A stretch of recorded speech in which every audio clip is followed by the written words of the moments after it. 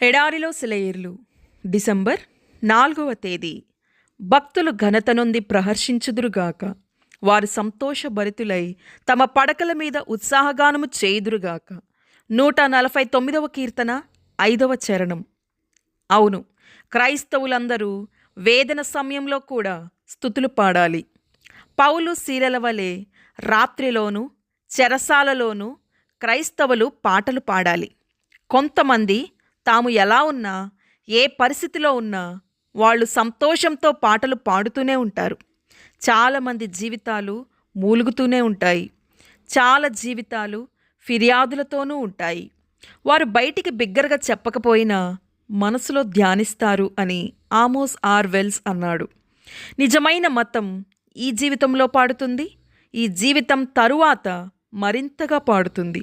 మీ మతం మిమ్మల్ని ఉత్సాహంతో నింపకపోతే, ప్రతి చర్యను క్రియను సంగీతంగా మార్చకపోతే, మరియు నూతన జీవపు అన్యోన్యతను పట్టుకునే ప్రయత్నంలో సంతోషించకపోతే దానిని సందేహించండి అని ఫిలిప్స్ బ్రూక్ చెప్పినట్లుగా, ఆ ఆకాశంలో తమ గంభీరమైన కవాతులో నక్షత్రాలు చేసిన ప్రశంసల వినిపించని సంగీతం గురించి మనం చదువుతాము. ఇది నక్షత్రాల ద్వారా కాదు, కానీ స్తుతితో నిండిన మానవ హృదయాల ద్వారా చేయబడుతుందా? ఉత్సాహభరితంగా ఉండకపోవడానికి ఒక సాకును, పాట పాడకపోవడానికి ఒక మంచి కారణాన్ని కనుగొనడం ఎల్లప్పుడూ సాధ్యమే.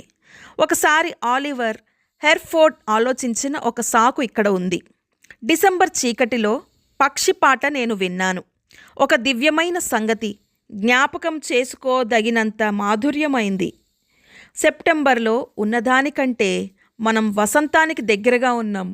డిసెంబర్ చీకటిలో పక్షి పాట నేను విన్నాను.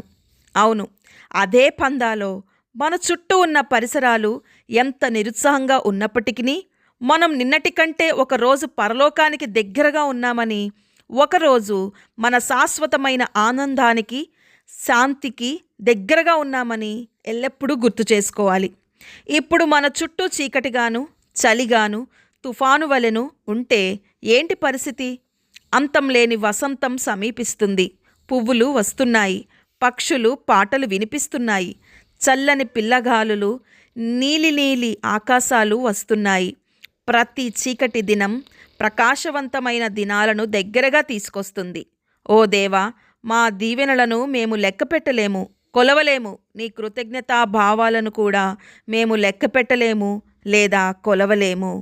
దేవుడి మాటలను దీవించునుగాక. ఆమెన్.